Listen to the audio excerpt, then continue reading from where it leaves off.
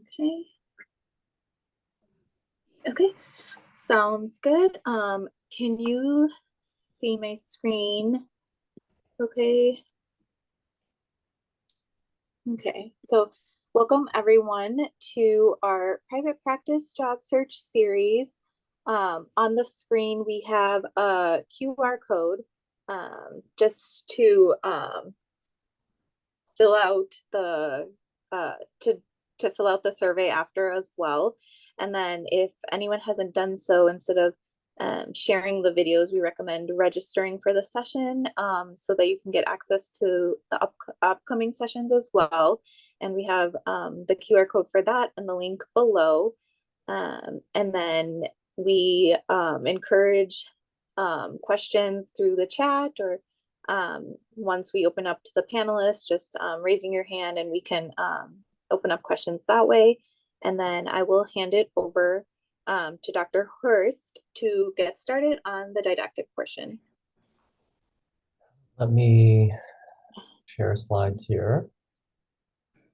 Are you ready for me to do that? Yeah, for sure. I think okay. I made you co-host already, so you should be able to. We'll do the nervous thing of making sure I share the correct screen. Sooner or later, I'm going to screw this up. There we go, found it.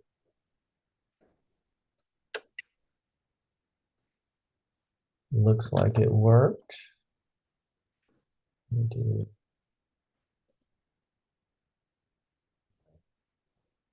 So are you seeing that as just presentation mode now? It's presenter, the notes view for us. Oh, it's doing the whole thing. So you're seeing the notes and everything? Yep. Dang it.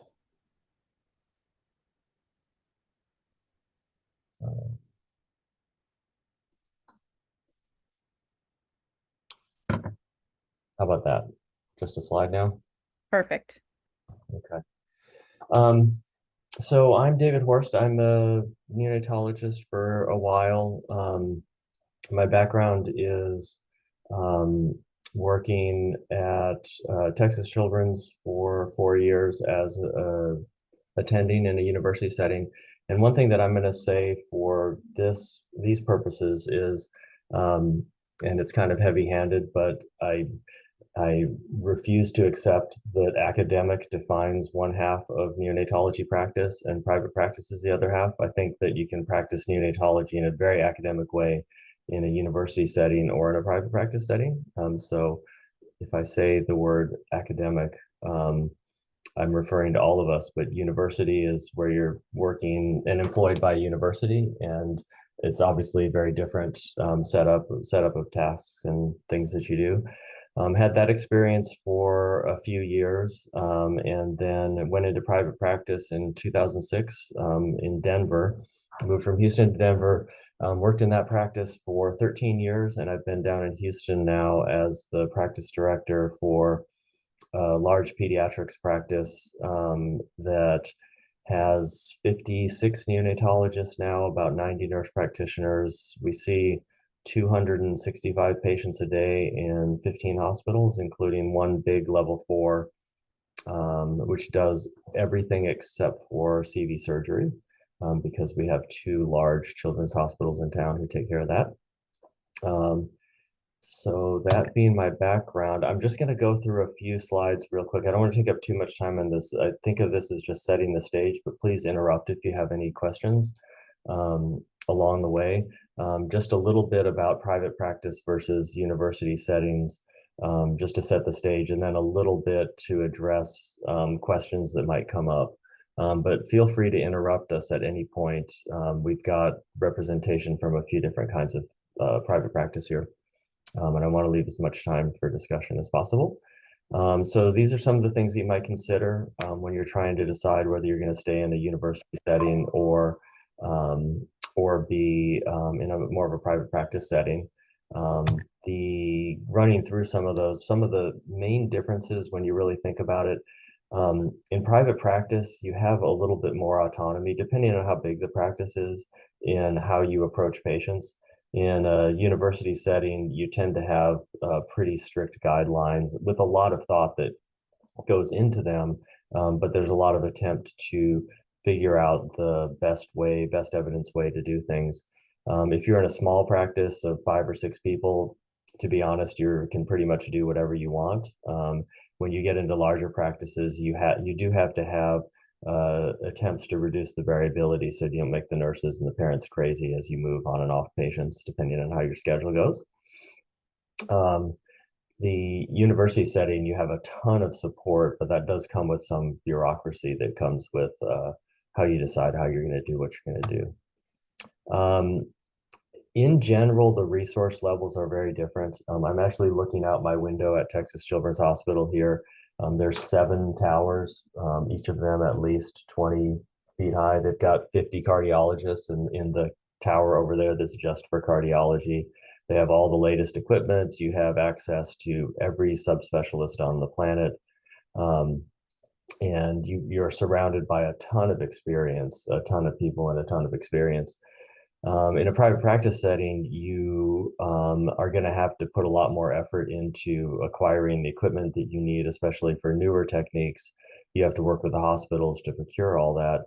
And once you get outside of a children's hospital's footprint, subspecialists become very difficult because the reality is that pediatric nephrologists, the non-surgical pediatric subspecialties, don't really make a lot of money on their own unless they have a procedure associated with it, like GI or something like that. So once you get away from a children's hospital, pediatric endocrinology, hematology, things like that can be very difficult to get the support you need.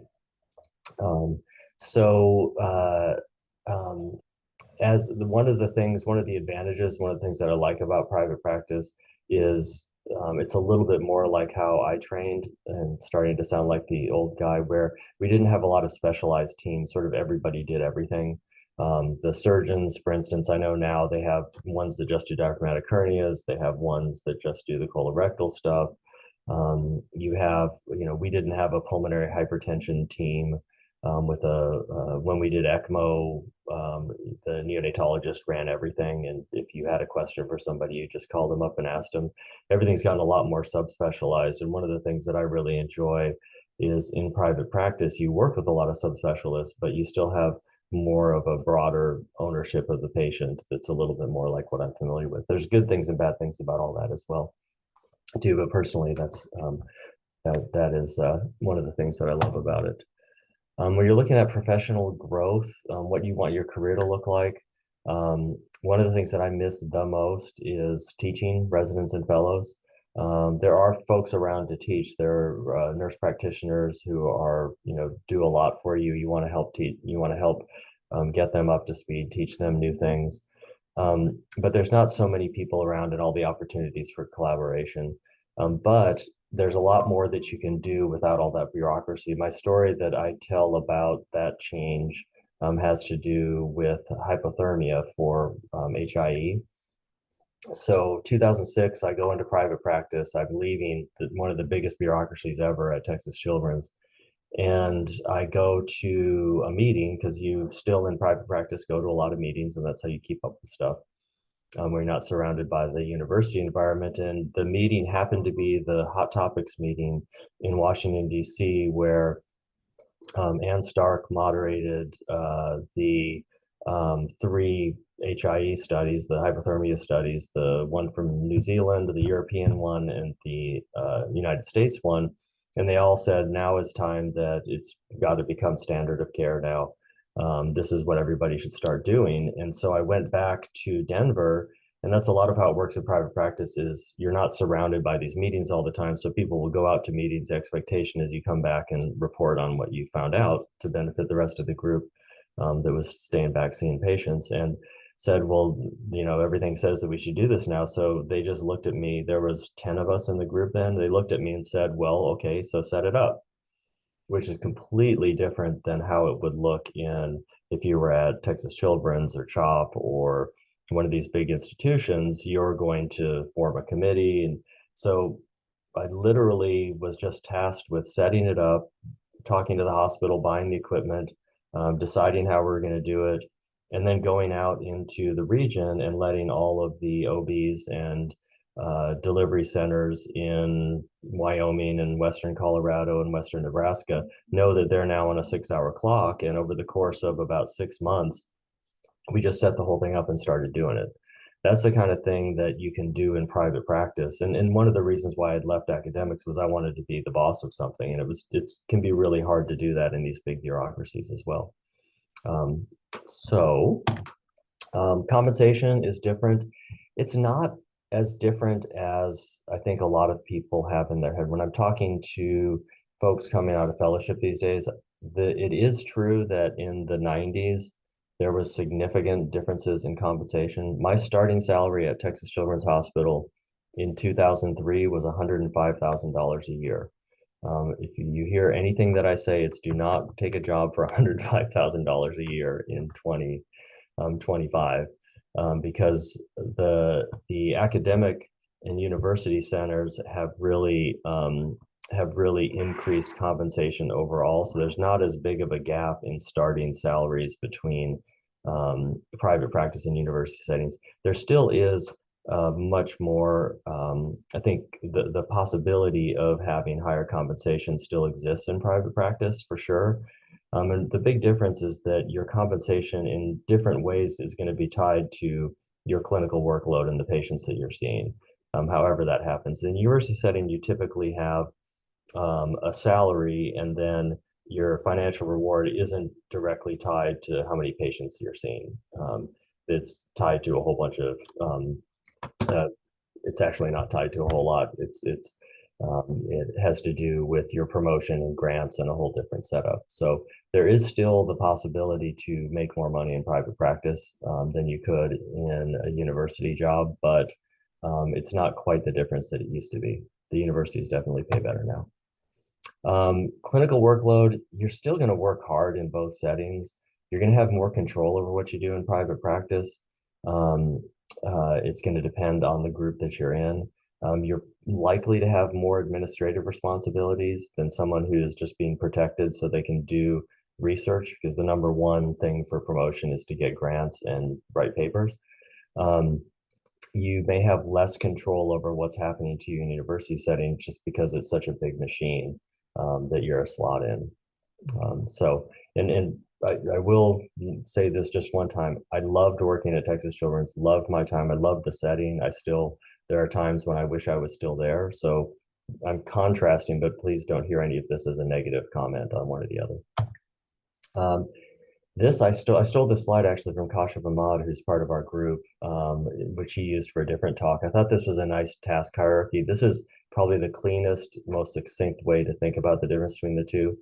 In private practice, seeing the babies is the number one thing that you deal with. And then you have more administrative tasks because you're dealing directly with the hospital in a different way. Then you might do some teaching, and then there are some settings which we can talk about, including our practice, and I know Allie's practice as well, where people are still getting grants, working on papers, doing clinical research. In a university setting, your promotion career path is really about getting grants and writing the papers that get you the grants. There's a lot of educational initiative that happens, and then you might, depending on your role in the practice, have some kind of administrative tasks. And then clinical care, and I don't mean this as negative either. I totally got it at the time, but I remember that my reward for getting a KO8 was going to be only 2 months on service. And when I heard that, the other things going on at the same time too, wasn't the only thing that happened, but I thought, then just a personal career choice, I thought, do I really want to just be seeing patients for 2 months out of the year? And that's one of the things that sent me in the direction towards private practice. Communication is different. When I talked to, both when I was in Denver and we had parents who were deciding to be in the university system or to be in the private practice setting, I've always tried to talk up both of them because there's really good things about both. In a private practice setting, a parent is likely to talk to a neonatologist with an average, in our group, it would be with an average of about 13 years of experience every day when they're there. In a university setting, a lot of the communication is provided by the trainees, and nothing wrong with that. That's part of the whole training system. And I think different parents may like different things, is how I'd always present it to them. Maybe that you want that personal touch with an older neonatologist with more experience every day. But what I don't have, it may be just me relying on my experience and not talking to a lot of the people that's going on. If you're in a university setting, you're talking to trainees, but those trainees are learning from the case and talking to 100 different attendings and other folks and subspecialists about what's going on. You're being presented at conferences, different communication styles, but I think different things for different folks. One of the things I did see I saw some of the pre-done questions. One of the questions was, what is the thing that you know about private practice now, but you didn't before, that may have affected your decision? This was the thing that snuck up on me, which is when you're a resident at the county hospital, you get the first call about stuff. When you're a fellow, typically the NNP is getting calls about stuff. You might get some phone calls about stuff, but it's mostly NNPs and residents who are getting the first calls about things. And then when you're attending, you've got a couple of layers beneath you that are getting all the stuff before it filters up to you. When you go out into private practice, it's going to be you or an NNP. So one of the things to really think about when you're looking at how practices are set up is the availability of NNPs. And this is a personal thing for me, is I did not go into this to get the first call about the need for Desitin, or, that's why I didn't want to be a pediatrician. I wanted to get called because somebody wasn't breathing. I didn't want to get a lot of calls about formula changes and those kinds of things. If you are in a private practice setting where there's not NNPs getting those first calls, you may be getting a lot of those calls. And you're going to have to be very thankful that they're calling you, and very nice on the phone to the nurses, or you're going to hear about that as well. So that was the thing that snuck up on me for sure. That was sort of private practice versus university setting. I've got a couple more slides that are just more specifics about how private practice works a little bit, some things that maybe you don't know from your training. Maybe we could take a quick pause here and see if anybody has any questions for anybody else on the panel, just about what private practice looks like compared to university setting.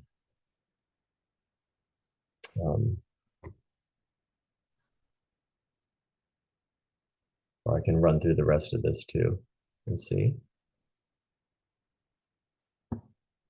Am I going to see if any questions come up, Manisha? Yeah, I'll check them, but none so far. I have Okay. a list of questions that were submitted at the end. If we want to, if Okay. you want to run through your slides, and then I can open it up, all those questions to everyone.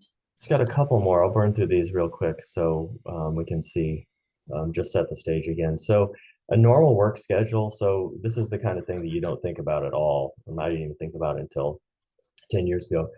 What is sort of a normal work day? I came out of the pre work hours schedule. So we worked a lot more than 80 hours a week and thought that was normal.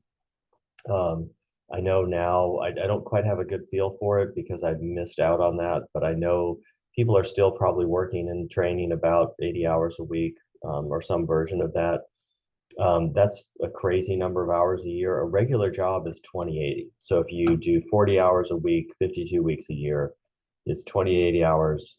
You get vacation on top of that, so it's not even that much. Usual vacation, it comes out to 1870. And there are people who don't work any weekends. I don't think you're going to find a job without weekends in neonatology. It depends on who you talk to and how you're looking at it. Practices are set up with so much variability in the way they cover things. There's some constants, but there's a million different ways to cover hospitals, depending on whether you're in-house, out-house, and all that. On average, this is from a big survey from a few years ago, and it was done through Pediatrics, the company Pediatrics, looking at a lot of things. Pediatrics covers 20 to 25% of the NICU patients in the country, depending on how you look at it. So it's a good source for sort of generalized data rather than a single practice that might have evolved into a certain practice style. But in general, it's kind of mid 50s hours a week that people tend to work. That comes out to about 2,800 hours a year. Average is about 1 in 3 weekends. A lot of folks, most of the folks in the practice I'm in now, for instance, are working every other weekend. There is a lot of weekend time that comes up, depending on how much, whatever your setting is, how much you can strip down the weekends and have a skeleton group.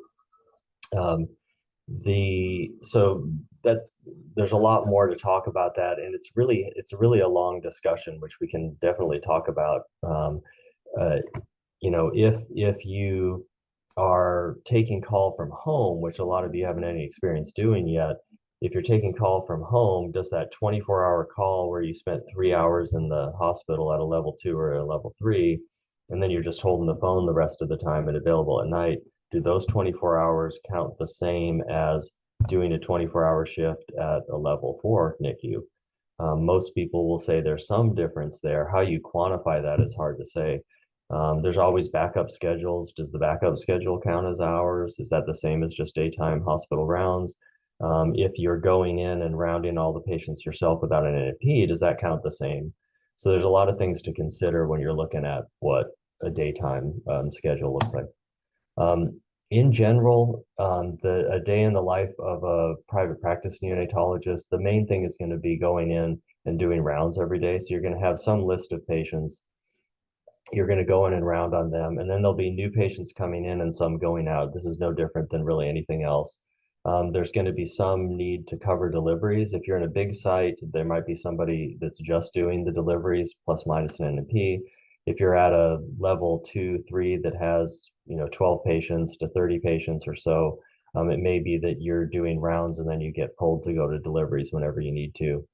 You're still going to have to, just like you do now, respond to any changes in patient conditions and be available for the patients that are there if there's any emergencies. You may or may not have had experience doing prenatal consultations, but that is where the patients come from. And so we do spend a lot of time talking to families before the babies are born. And then there is no difference in my experience in the number of QI projects that are going on that are very similar to the ones that are being done at all the other sites.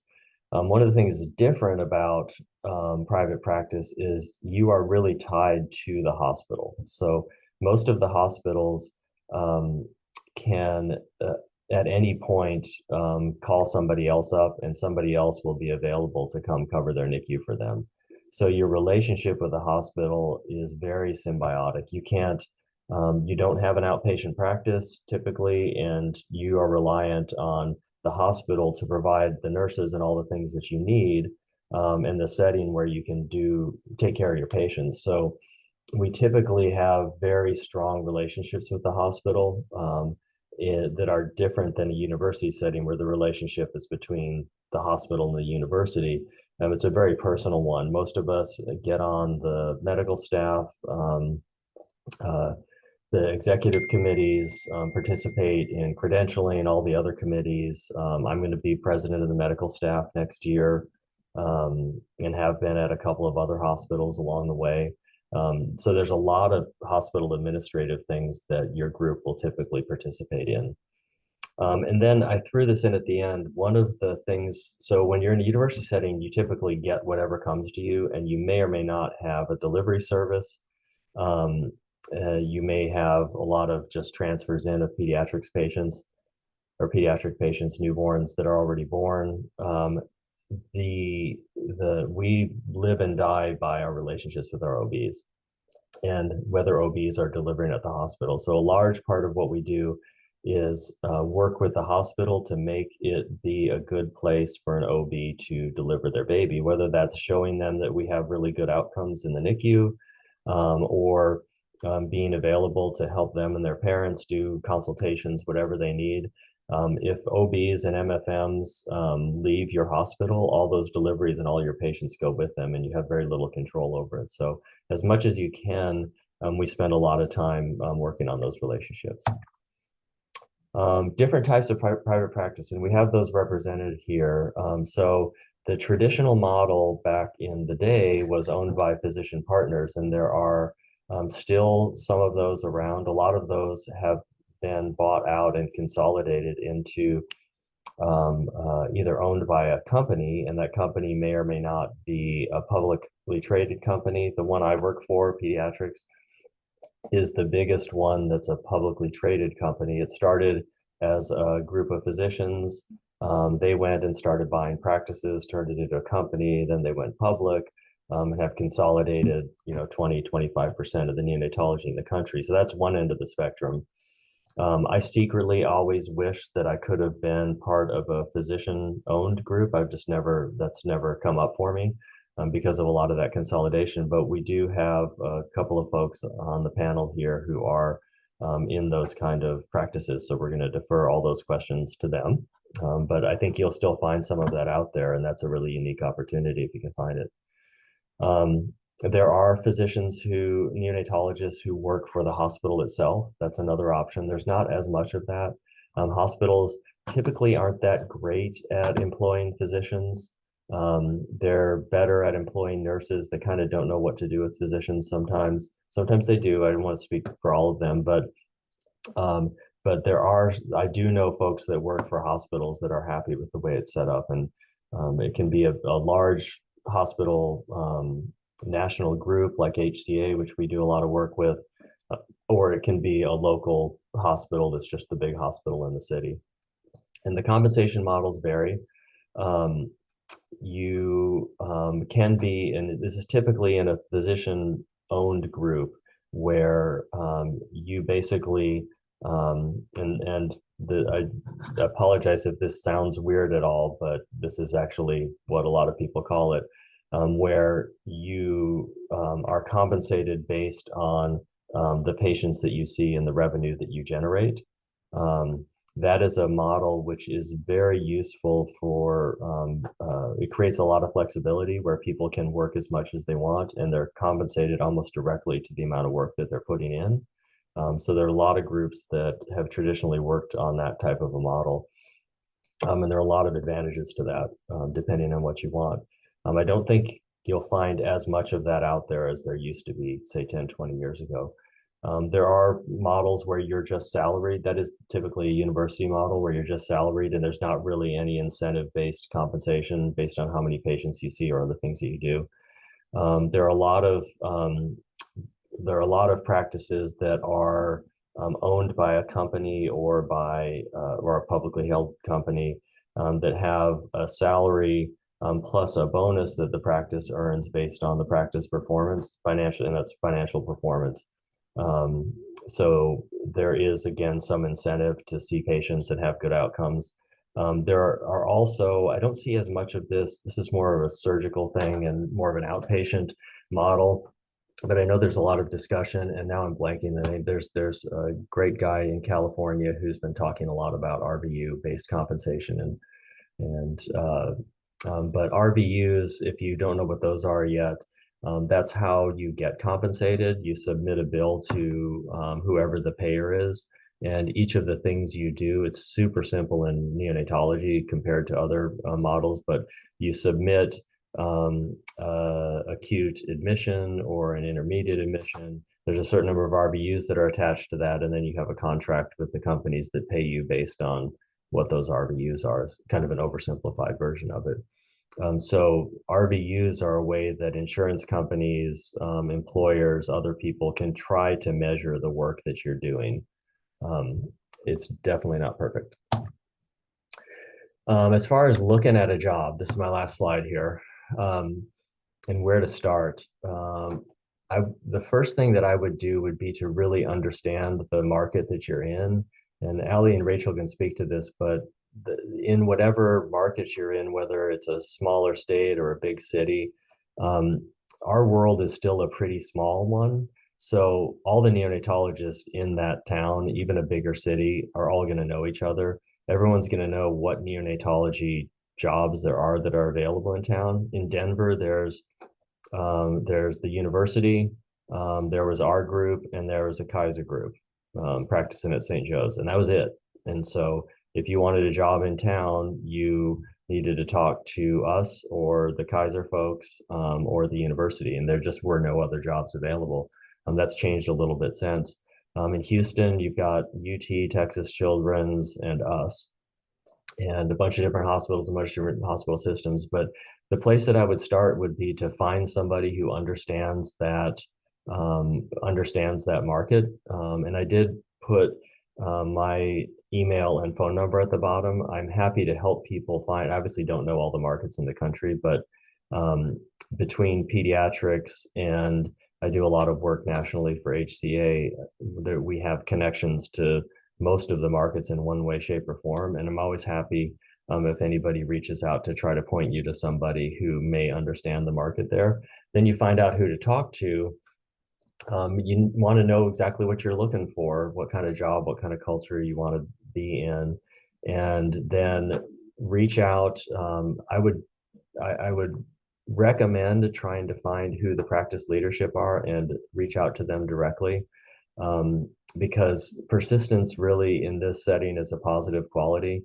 And I'll let the other docs on here comment on that too. But for the most part, I'm impressed by people who can track me down and send me an email and tell me exactly why they want to live in Houston, and what kind of job they're looking for and why they are interested in our practice.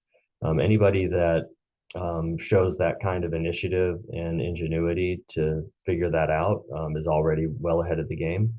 And I would also encourage folks to try to meet with people in person if you can.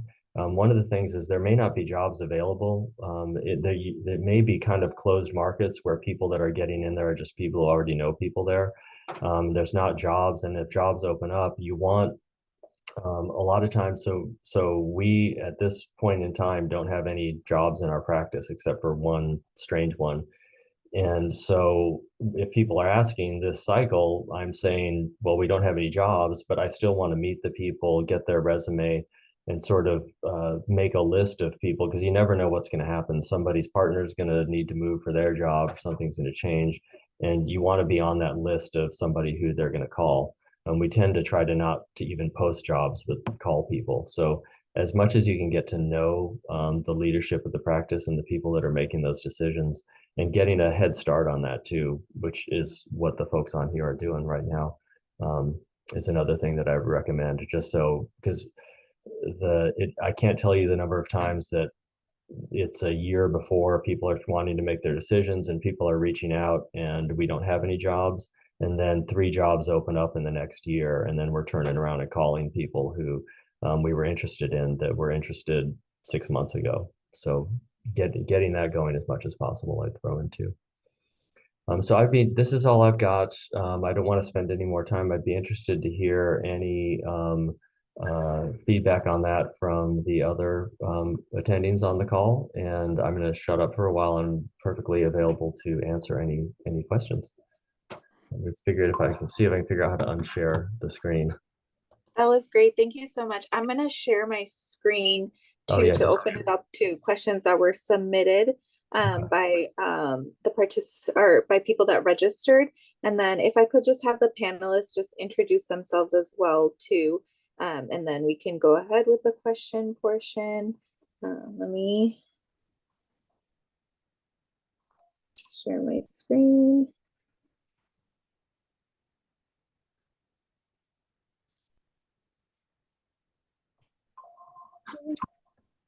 I never would have figured out how to unshare. I'm so glad you did that. No, I didn't. I was just hoping it worked, but it did. Okay, so I categorized all the questions that were submitted in different topics. So the first ones were like finding a job. So how does the process differ from academics, and what are important questions that we may not think of to make sure we're a good fit for the job? And what do you know about private practice that nobody told you about, and did it change your decision?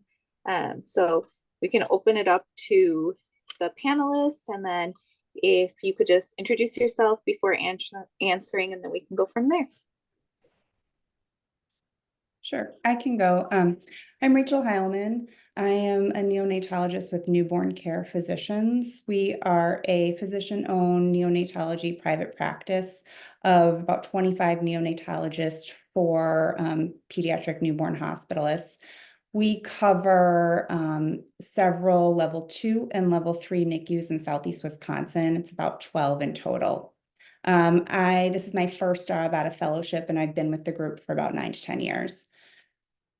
Allie, I don't know if you want to introduce yourself, and then we can back and forth the questions maybe. Sure. I'm Allie Zano. I am a neonatologist in Portland, Maine. I am also part of a physician-owned private practice, but much smaller. So we have, there's 9 neonatologists. We cover a level 4 NICU and a level 2 community hospital. And we also have an academic affiliation with Tufts Medical School. I did work for Children's Hospital of Philadelphia before this job. So, and I've been here for about 7 years.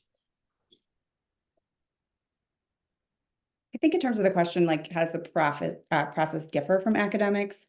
I think kind of as this panel shows, there's a lot of variability in private practice jobs. And I think it's really important to ask questions so you know what the details of that job are. One, obviously, there's differences in the clinical aspects, what level NICU are you covering, what subspecialists do you have available, what infants with what diagnoses do you need to transfer out and what can you care for? But also the difference in practice structure, like David was mentioning. So, are you an employee of a large healthcare system? Are you in a physician-owned practice? Are you in a pediatrics practice? Because that does affect your compensation. He also touched on the compensation models in terms of production or RVU based, a salaried employee. I know there are some neonatologists who work for large healthcare systems who get paid by the hour. And then there's partnerships, usually in the private physician-owned groups, with either a partnership track or profit sharing, which is important to ask about kind of what those entail. So I think one of the differences in private practice is to really ask a lot of questions so you have a good understanding, because the jobs may not be as quote unquote cookie cutter as academic jobs. I completely agree with that. I think there's a lot more variability in private practice, like in all the different private practice jobs I looked at as compared to academics. The timeline is also different. So I agree with Dr. Horst on that. It's not, I feel like when I was a fellow and looking at academic jobs, there's like a very distinct timeline as far as like when you were going to apply, when you were going to start. This is definitely like more all over the place as far as when are people leaving, are a bunch leaving at once, or a bunch not leaving at once? Are you taking over another hospital and need to staff that hospital with people? So I feel like we very rarely post jobs. Like I agree with Dr. Horst. Like I feel like emails and word of mouth and that sort of thing are usually where we've hired people in recent years, because it's just rare that something opens up. And I feel like when you are a close-knit group, it also matters not just how well you are clinically, but how you fit in with the group, which felt a little bit weird when I was interviewing, because I felt like it wasn't just my CV that was being interviewed, it was also me as a person. I think that's a really good point. That's, to be honest, that's the main thing that we're interviewing for when we're interviewing people, is how well they're going to fit in with the group. And that's another, those are all really good questions. Not all that I thought of, but I thought of another one, which is think about whether you're going to be working by yourself most of the time, which some people would like. So sometimes you may be mostly at hospitals where there's only going to be one neonatologist during the day, and you may just be checking out to people, and that may not even be in person if it's not an in-house coverage model, versus an environment where you're working around other people, where it takes 2 or 3 people to staff the NICU every day. So you may be working in a workroom or otherwise with other people around, and what kind of things you would like there. That's a big part of the coverage model. That makes a huge difference in what your days are like, for sure. But lots of questions. In terms of jumping to what do you know about private practice that nobody told you? I think when I was leaving fellowship, one of my concerns about going to private practice is there wouldn't be a lot of opportunities for career development. And what I found is that was a really unfounded fear and not true. There are, as you know, Allie and David talked to, there's research opportunities, but there's also opportunities in medical administration and medical research, and leadership. I'm one of the medical directors, and we do a lot of QI as well. So I think that there are plenty of opportunities for career development in private practice. And that is not something that I would have that I tell fellows, don't have a concern about that, because you'll have plenty of opportunities. Yeah, I definitely agree with that. We actually have residents. So we have our setup where I work is actually very similar to where I was for fellowship and where I've worked before. Like the majority of people actually don't realize we were a private practice, I feel like, that we work with. So, that might be a little bit out of the ordinary, but there are definitely places like that exist. The part that I do feel was a little bit different, and some of it may just be because it's a smaller group, was if you have a contract with the hospital to cover a unit, you have to cover the unit. So unlike academics, or if there was a call out and there's a lot of people and you couldn't cover, or I had issues, then I would just say, no, I can't cover that shift. But when you're a partner in a small group and you have a contract with that hospital, someone needs to cover that shift. So, even if I have something going on, potentially I would have to cover if none of my partners could cover. Now, obviously, if I'm on vacation, I'm on vacation, but, and it doesn't happen all the time, but it definitely is this, it is a different sort of mentality, I think, than when I was in academics. Yeah, I agree with that. We have the same thing. We have a little bit more people to pull from. But the other thing I think about being in a private practice is having the autonomy and say. So our group, whenever we are approached by a hospital or approached to take over a hospital, we can look at it and say, okay, does anybody want to increase or decrease their FTEs? If we take over this hospital, how many physicians do we want to hire? What's that staffing model going to look like? So I've found that private practice has allowed us to have more autonomy in appropriately, patient staffing and what that's going to look like. Or so that has been nice, rather than an employer just telling us you're taking over this hospital and figure it out. Oh yeah, it's so nice. The census has been really big, so we all got together and we're like, okay, let's have another person on during the day. Let's hire some more people. Let's do X, Y, and Z. It definitely is a lot more flexible, and that's why I think goes back to the how you fit in with the group matters, right? Because everyone wants to help each other out, because inevitably everyone is going to have, we give people off to take care of their parents, to have children, for personal medical problems. I think it's nice to be super flexible, and to be able to adjust as you need. I feel that completely as well. Our group, what we do is every year we ask people about their change in FTE. And we found, typically when people have younger children, they might want to decrease their FTE, or when they're going closer to a retirement, or a family member that's sick. So having that flexibility really, I think, improves everybody's job satisfaction and work-life balance. And it's really helped to the longevity of our practice, but also our retention rate, because physicians typically stay with our practice and retire from it. And I think a lot of that speaks to the lifestyle and flexibility that we offer. And even within, so you've got, and that's one of the reasons why I've always wanted to work in a physician-owned group, because you're completely responsible for your own stuff and you have the equity in it.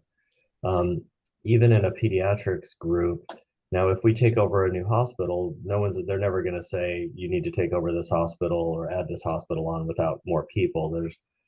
But we have mechanisms where we have to justify that we need these, we definitely have somebody that we need to talk to, but there is a lot of flexibility. Otherwise, this year, we've got three folks who have young kids, school age kids that are getting deeper into the school age. So 3 people came and said they want to all work 2/3 time. And share 2 jobs. And I could just say, yeah, we'll do that. I arbitrarily, somewhat arbitrarily, after looking at everybody's age, decided that everybody over 65 didn't have to take night call anymore.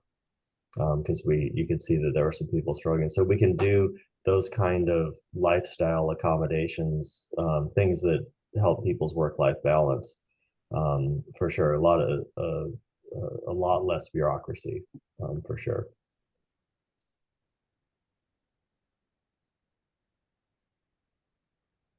Thank you. I'm gonna go on to the next category of questions was related to lifestyle.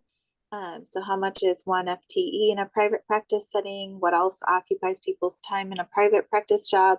And then just going over like a day in the life of a private practice, and then work-life balance of private versus academic employment. I'll let you guys jump in. I've already rambled a bit on this. I would say this is pretty variable.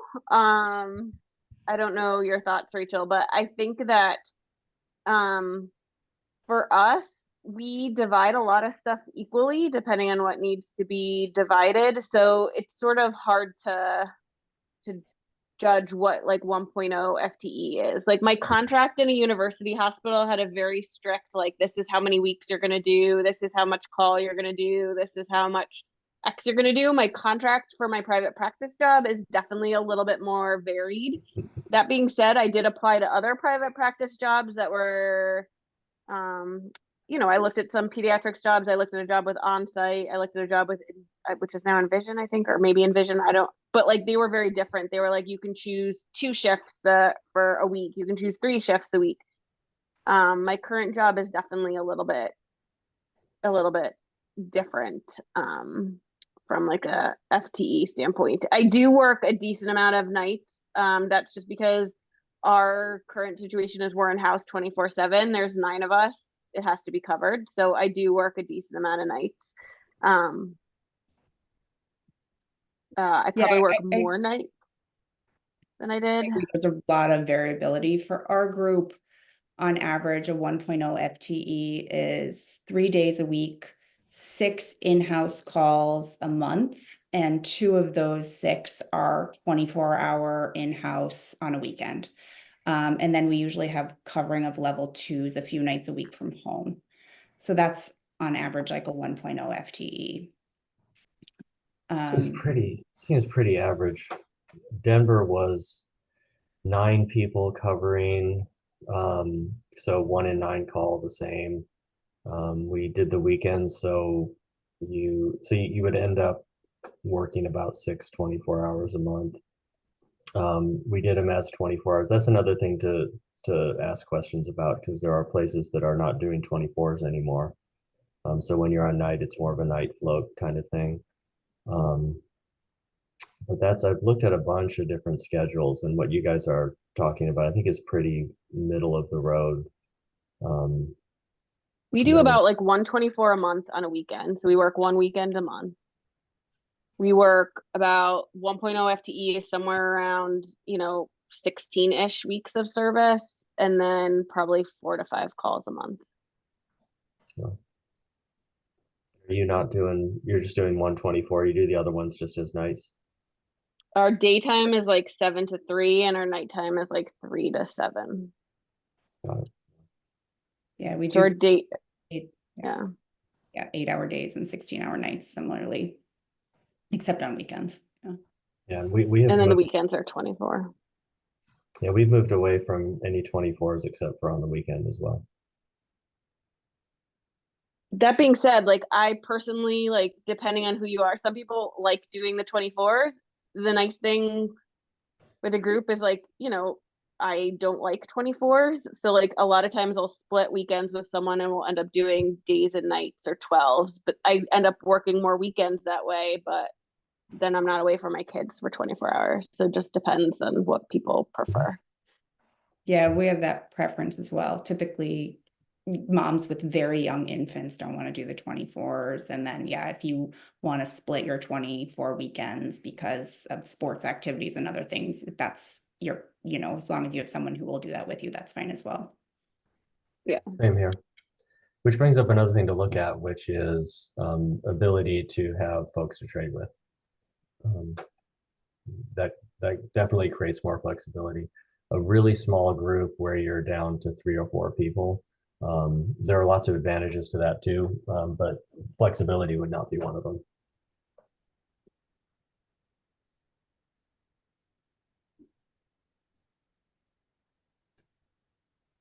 In terms of a day of a life, just because we do, we cover, level 2s and level 3s, so we cover multiple hospitals. So for us, you are either like the in-house doc at the level 3, and you're seeing maybe a half or third of those patients. And then otherwise you could have a rounding day where you actually go to a level 2, round on those patients with the NNP who's in-house 24, and then you go to your level 3 and see the other half of the patients or your primary patients. So for us, you do get some variation in the day and sometimes going to several hospitals of different levels. That's actually another question is some practices have primary patients where the patients are born and you tend to follow, however the schedule is set up, you follow them from birth mostly until discharge. And that's kind of how what your groups of patients are. There are other places that they're divided up just based onto whatever team they're on, and people are rotating between the teams at whatever intervals there are too. Yeah, we have primary patients at our level 3s, so you can admit a 22-weeker and then take care of them for their entire duration of the hospitalization. And I find that, and most of our partners find that incredibly rewarding. So that we think is one of the benefits.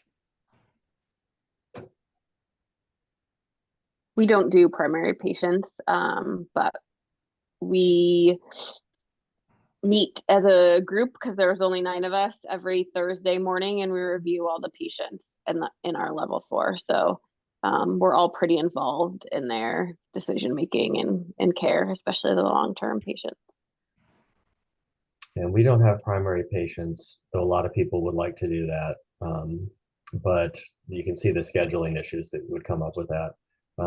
We've done sort of a hybrid where we take the complicated patients, the BPD, other common problems where they're going to be in the hospital for a long time, more complicated, and try to reduce the variability by meeting on them every week to make sure you get input from everybody. It's not just a new plan every week or every 2 weeks.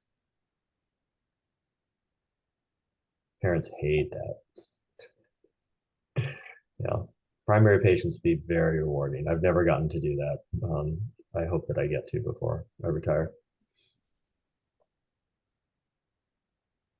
How do you guys, I just have to ask, how do you schedule around that with a group as big as yours, Rachel? Well, when you have a primary patient, the way it actually falls out is you probably only see them like 70% of their time because of the weekends and holidays, and if you have an off day.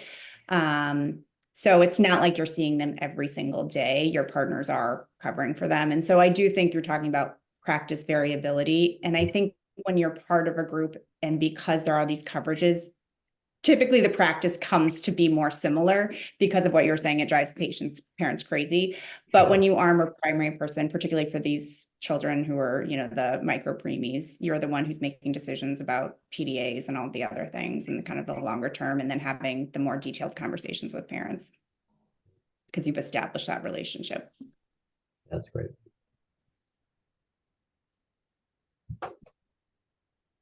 Thank you so much. We'll go to our next category of questions is on salary and benefits. So a lot of the common questions were, are there any private practice circumstances in which you can still qualify for PSLF? What type of information do you look for as part of your benefits that we might not think to ask about or look for in a contract? Salary, like potential state to state or top salary in private practice, and then negotiation of salary and FTE allowance for research or other projects, opportunities, and support for research in general.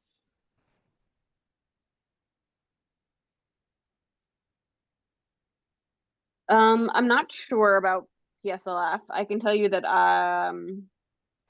if you are like a physician-owned private practice, you don't qualify because it has to be not for profit. I don't know if there's any private practice jobs that are not for profit. I rarely in life say anything is 0 or 100%. So I don't want to say it's not doesn't exist, but I could say that it doesn't exist in our group. Yeah, it's not in ours either. Yeah, same for most of pediatrics. I don't know enough about those programs to know if there are more rural places. I don't think it's really about rural. I don't know enough about that, but not in our practice.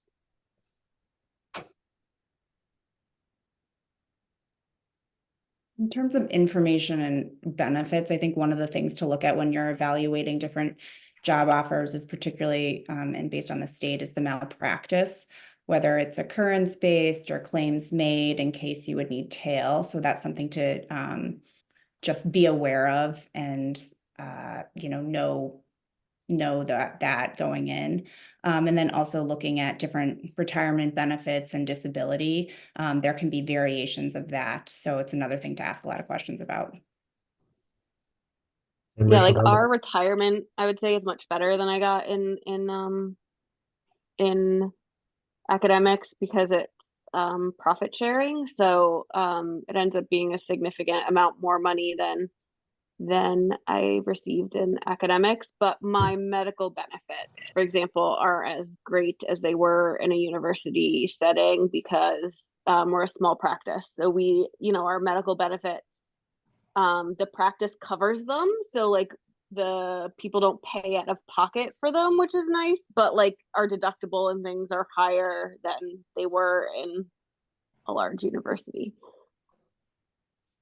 And ours, I can tell you for pediatrics with an X, my wife is actually on faculty at Baylor, and the benefits are pretty much exactly because it's a large corporation.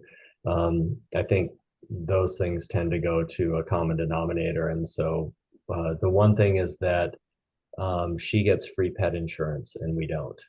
That's the only, just found that out. Our dog went into renal failure and I just found out that she's looking at her like, hey, a pet insurance for free. Otherwise, everything, it's Blue Cross, United Healthcare, all the deductibles and everything are about the same. I think once you scale up to a big university corporation like that, I just thought when you were saying that, Rachel, I thought of a question that I wanted to answer for the second one. Is I would ask the question out loud, what happens if I get sued? Who, not just everyone kind of has the same $1 million, $3 million insurance coverage, I think, which is the requirement for everybody for credentialing and whatnot. But if I get sued, who's my lawyer?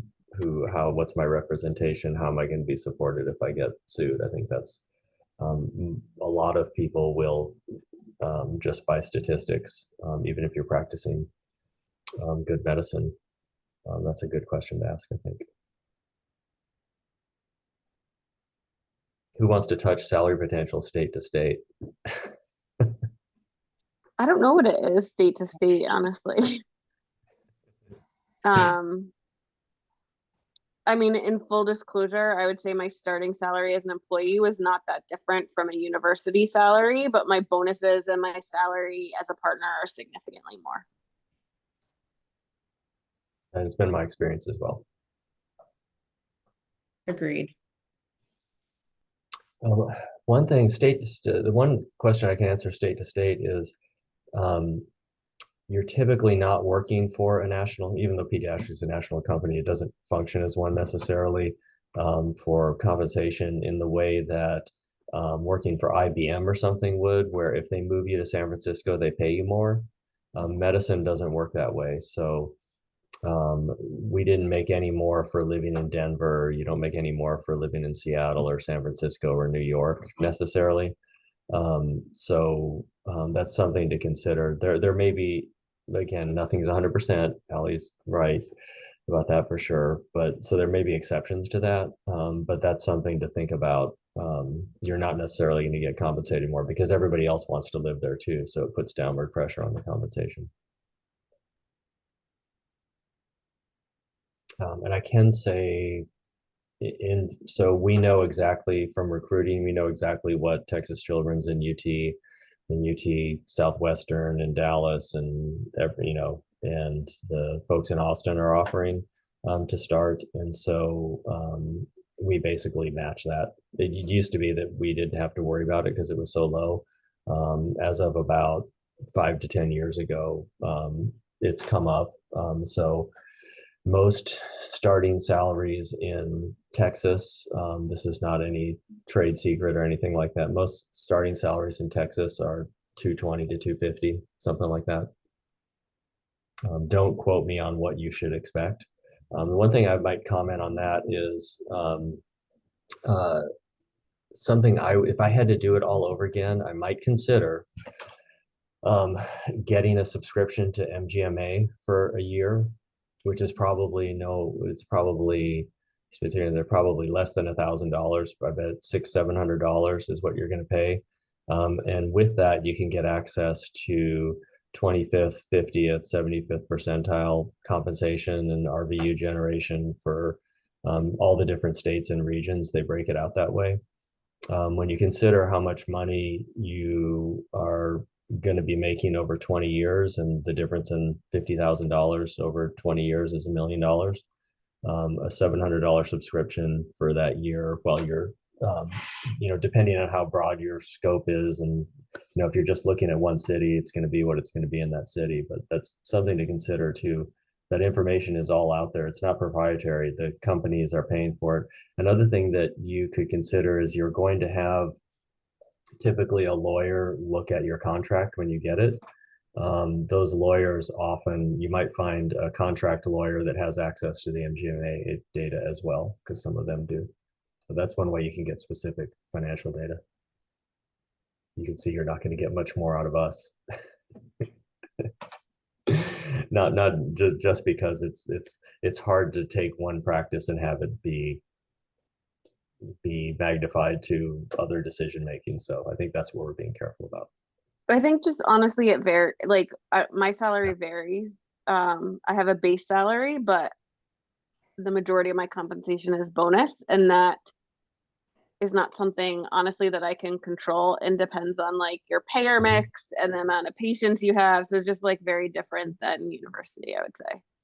Yeah. Yeah, that's what ours as well. Our compensation is heavily tied to basically our patient billings. So, Yeah. and then that comes into the payer mix and all of that. So for us, there's really no negotiation for the salary. We have a base for everybody, but it's a small amount of your total revenue. But we do allow for, negotiation of FTE. So people can start at a 0.5 FTE or a 0.75. However, because your compensation is so patient billings driven, you will get a correlating decrease of the compensation. And I would say that's also something that I didn't know in fellowship. Like I've learned a ton over the last 7 years about billing and payer mix and insurances and things like CPT codes and like things that I had zero experience with in fellowship. And I think that I felt the same way. I think it was like a crash course of business and medical business. But also same thing when you're thinking about disability insurance and medical insurance and retirement accounts and all of that. I think it's worth spending the time to truly understand it, particularly when you're coming out of fellowship, so that you do it right and set up your accounts right. Yeah, and I would say also, like, as I said, look at the long haul, because like in academics, my salary did not increase very much year to year, but like it did increase a decent amount from like employee to partner. Like that jump was a much bigger jump than I'd ever gotten in academics. Yeah, it can be a lot bigger. The model in most of the practices, or the 2 pediatrics practices that I've been in, is one where there's a base salary which goes up over a course of 5, 7, 10 years. Different practices are a little bit different, and it will go up over that amount of time by 50% or so. I'm trying to think of what Denver was like, but something like 50, 70%, something like that. But the majority, or I should say at least half of your compensation, possibly more, is coming from the bonus, which in a lot of pediatrics groups, there are different models, but the majority of the pediatrics groups, if they have one, it's not tied to your individual billing, but the practice makes a certain amount of money past a certain point, And once you get past that threshold, then the practice as a whole is earning money that goes into bonus that then you split up amongst everyone based on whatever the criteria is. But it can be a significant amount of money. And that's when you're interviewing, no one's going to be able to tell you what that is because no one wants to commit because anything could change and you can't ever count on it.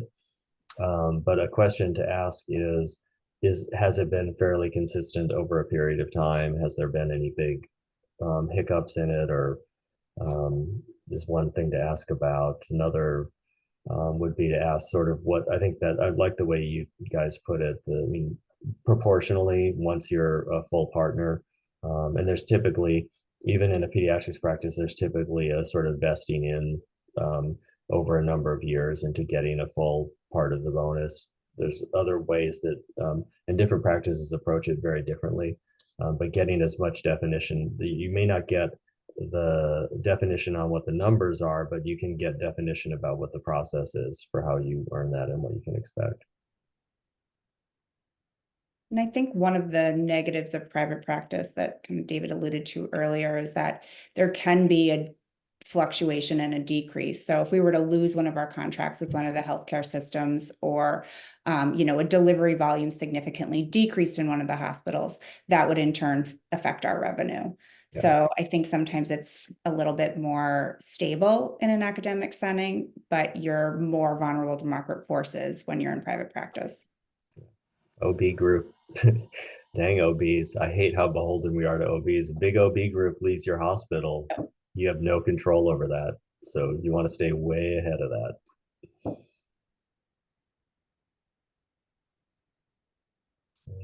Sounds good. We've had some submissions that I just wanted to read and see if anyone would be willing to answer. One of the first questions is, are there resources you use to know salaries? I know, Dr. Horst, you talked about MGMA, but are there any other resources that we could utilize for salaries? That's kind of the gold That's what I standard. recommend. Yeah. Yeah, I don't know if you guys know any of this, but that's typically the gold standard. That's what most of the companies, employer groups are using to determine what they're paying as well. I think that's probably the best place to start. There may be ways. My son just went into residency, and I was shocked at how, both for medical school and residency, how much more information he had about what was going on. So there are probably groups like this where folks are trading stuff around. That may be a way within a specific market or region to find stuff out. I'm not as familiar with that, but MGMA. Sounds good. Thank you. One of the other questions that was submitted is how to reach out to programs in a professional manner. What is expected? What information should be provided, and who should you send it to? We have we have a website, honestly, with our president listed, and she gets emails with CVs attached, basically saying that what they'd be interested in, and a cover letter and a CV. So I think if you know a particular practice or area you want, I think emailing them is reasonable. Or what's even better is if you know someone else who can put in a good word for you.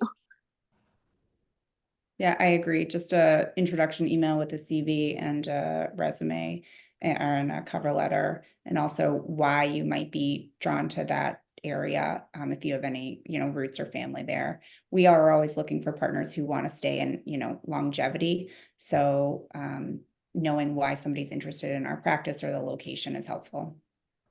I think you nailed it. And recruiting in Denver was different. Like, people wanted to move to Denver, and so the location was different. But if you're in not in a destination city like Houston, if somebody sends, so I would agree, email with a cover letter and a resume, and exactly that, Rachel, why you're in Houston and why you're interested in this practice, because I don't want to hire folks who,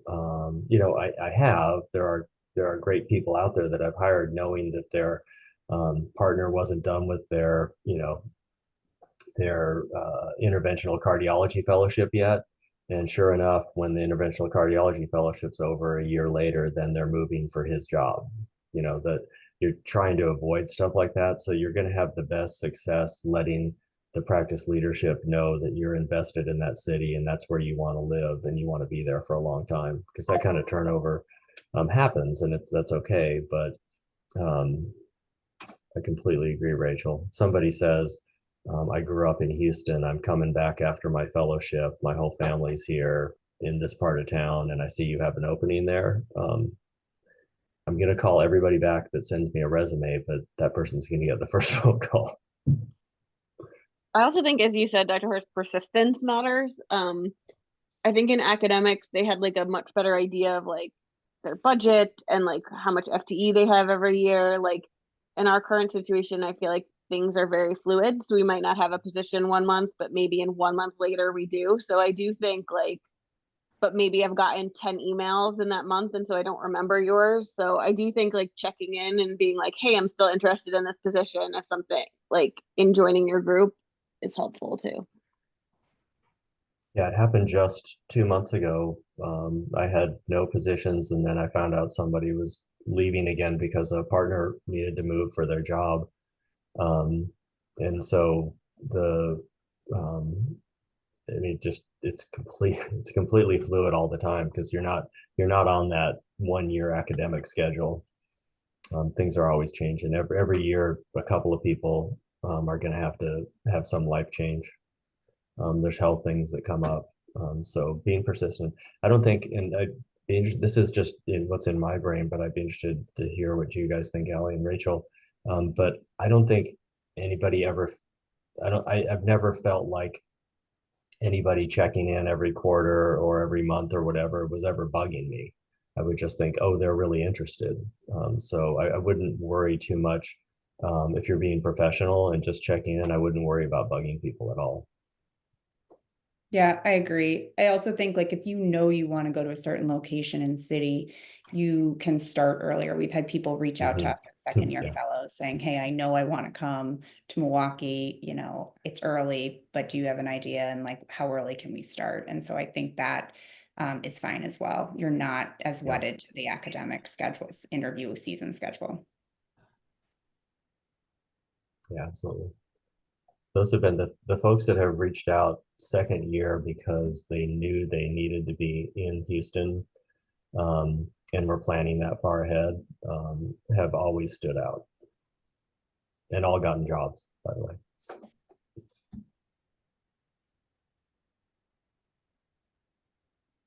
Thank you. That actually answered our next question about how far in advance to start applying and looking for jobs.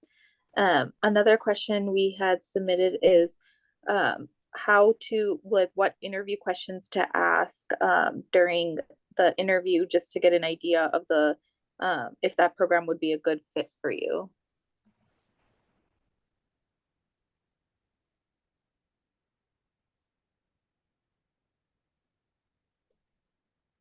I think kind of some of the things that we've touched on before in terms of what are the clinical settings you're working in, what are your opportunities for whatever you're interested in, whether it be research or medical administration and leadership or medical education.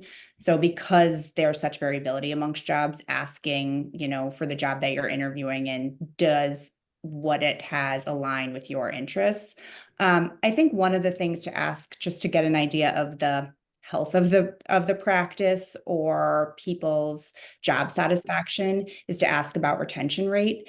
If you are interviewing with a practice and you know they've had 5 people leave in the past year, that might be a red flag and something to ask more questions about. So I think it's a good idea to ask about retention rate for a program to get a sense of how you know how good of a job satisfier it is. That gets to culture too. So a lot more people ask very direct questions about practice culture when they come through than did 10 years ago, and I think that's great. I actually hadn't thought of that question, Rachel. I think that's perfect. So if somebody asked me, you know, how many people have left the practice in the last 2 or 3 years and why, that would tell you a lot about the practice really quickly. I also Beware. think like about potentially the relationship with the hospital. So, Mhm. we're contracted by a hospital group to cover the NICU. So just knowing about our group's relationship with the hospital, I think is good to know, and how supportive they are, and that kind of thing as well. Yeah, and what the hospital's like? Is it a community-owned hospital? Is it a national chain? Is it a um, for-profit system in the city? And what that relationship is like, that's good. Yeah. I think also we interview about 50-50 kind of fellows and people coming from a different job. And I think fellows sometimes are very hesitant about asking questions, but you can clearly tell when somebody is coming from a different position and this is their second or third job, because they have a lot of very detailed questions. So I think for fellows, don't be afraid to ask too many questions, because I think they tend to not ask as many. Yeah, when I hear more questions, I just think, oh, this person's sharper than the other one who didn't ask a bunch of questions. I mean, if you knowing what questions to ask shows that you understand what you're getting yourself into. And I think I can speak for all, I'd be careful speaking for anybody else. But what I was going to say, you guys can tell me if you agree, is that I would never put anybody in a job that wasn't a good fit for them. So I'm never going to trick anybody into thinking that it's going to be a good job for them when it's not. So getting a sense for are people being very transparent with you about what the job is like? I would be a little cautious if it feels like people are trying to force you into something, because that speaks to culture a little bit. Because why would you want to hire someone who's not going to be happy as soon as they find out the real story? That would just be. It's also like a big investment, like we're Yeah. making in you, which goes to Rachel's retention plan, right? Like it's cost, it's you fitting in with everyone else. Like we don't want a revolving door. Yeah. Yeah, I agree. It's a lot of work. And I don't know, Ali, if your practice is the same way, but we don't have like an HR department. So the Nope, it's physicians are us. the people who are doing the interviewing process and the setting Yep. up and the fielding of the emails. So we do not want to continue to do this every few years. We want someone who's a good fit and is going to stay. Yep. All the insurance, setting you all up with everything. Yeah, no, absolutely.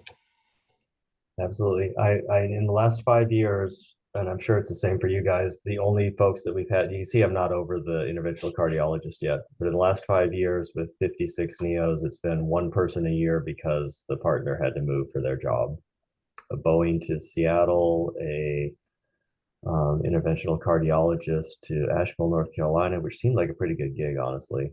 And I've got We haven't had anyone leave in the 8 years I've been there. The only people we've added are when we've expanded and added people too. Yeah, that's awesome. Yeah, our retention rate is over 90% for the 45 years we've been in practice. Yeah, Not that tells myself, you a lot. 45 years, but Yeah, our that tells you a lot practice of what being you need to know. established. Yeah.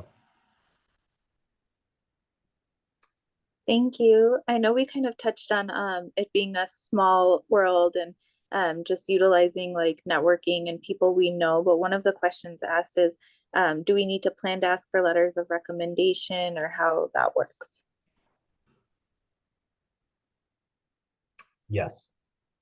Yeah, we do ask for letters. Us as well. Or at least can we contact references? Yeah. Usually like fellowship directors or like your mentor in fellowship or something along those lines. Yeah, I'm going to be looking to pull every connection I have to find people who worked with you. If at all possible, we're going to be talking to nurses and nurse practitioners. It is a small world again. And so we're going to find a connection in the community that you lived in. And with your permission, of course, talk to people that you worked with on every level to find out what you're like to work with, which is one of the most important things in a setting like this. You want to work with people that are fun to work with and professional and collegial. We're probably going to stalk your social media, so don't put anything inappropriate on your Don't. page. Yeah, yeah. So there's, the nurse practitioners know who's good to work with and who's not. And the nurses know who's nice and who isn't. And the folks that you work with, as much as possible, are going to know if you're somebody who, has a good checkout or not, or leaves work for other people, or so. In our business, your reputation follows you around. Ideally, you're going to join one group and be happy and never leave. Um, so we that's so that's a broad yes for references. We're going to talk to all the official folks too, and hospital and everybody else too. But it's a big investment, like Ellie said. Um, and you don't want to get it wrong. Sorry. Precipitous delivery in OB intake.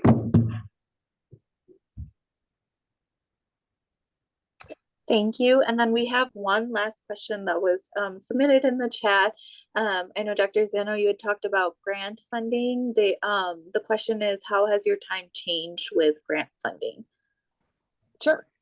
So I have a really cool job, in that because I have an academic appointment with Tufts and our relationship with the hospital, I've been lucky enough to be able to apply for funding, and my partners have been super supportive. Because honestly, it looks good for the hospital too, for us to be doing well. So I have a portion of my base salary paid for with grant funding, and I do less clinical time because of it. Similar to my academic job, honestly. The hospital, the NIH money goes to the hospital. The hospital has a contract with my group, and the hospital then pays my group for my time, basically. So I do same call as everyone, but I do less service. We have a similar system. Kashif Ahmad's part of our group.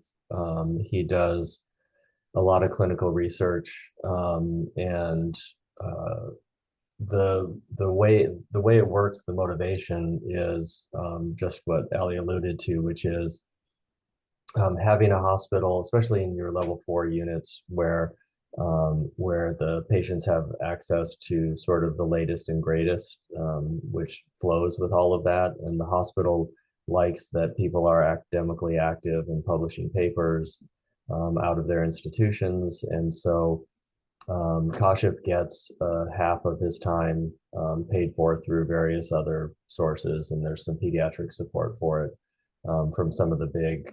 This is a little bit different with pediatrics, where we have that big clinical data warehouse and a lot of papers that get published out of that. So there are mechanisms out there where folks can do research. There is practice in the south, in Colorado Springs. There's pediatric staffs, one of the university hospitals. In Austin at Dell, that's a pediatrics unit, and also Winnie Palmer in Orlando. So there are situations that they're rare and few and far between. And much credit to Allie for sorting that out in a physician-owned practice. That's really cool. But there are, if you want to do some sort of hybrid, there are ways to do that, for sure. I think the nice thing, the other part, just on a personal note, that's been a lot easier for me in the private practice situation as far as academics, is that I am the major breadwinner of my family. And so I was very stressed and nervous about the possibility of not getting grant funding, et cetera, in an academic model, and what that would look like for me and my job in the future. And I didn't want to have that stress all the time. And now I love doing research, honestly, because I get to do what I want to do, and I'm not stressed about it, because if it doesn't work out and I don't get grant funding and things don't go the way I want, then I'm just going to work clinically and it's going to be fine.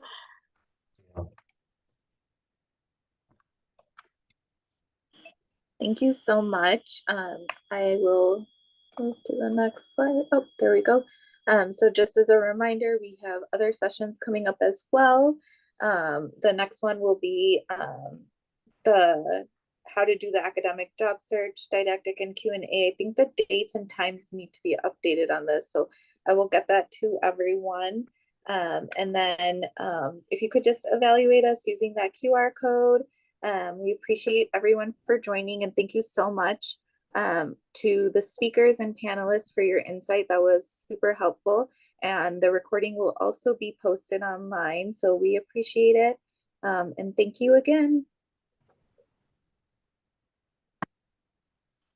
If there's nothing else or any other comments from anyone, I will stop this session then. Thanks for having us. Great, Yes, thanks. thank you so Thank much. you guys so much. I'm happy I put my email in the chat, Manisha, but if anyone, I'm happy to answer any like specific questions if anybody has them. Perfect. A good idea. Because I really do, I don't know, I feel very lucky to have ended up where I ended up, so. That's really motivating to hear, and I appreciated everyone's input. It was very helpful. And I see the emails. Thank you so much. So you can't see my slide anymore. That's a good idea, Ellie. I'll do mine as well. Yeah, thank you guys so much. This is a great discussion. I mean, I learned a ton. Yeah, really, I think it's really great that you guys do this for the fellows. We didn't, back in my day, we didn't have anything like this, including internet, by the way, but or email. We were just getting email. But this is fantastic. This is a really great service that you guys are doing to support everybody coming out. So thanks for having us and asking all the questions. But I Thank also you for have being here. fairly young kids, Manisha, so if any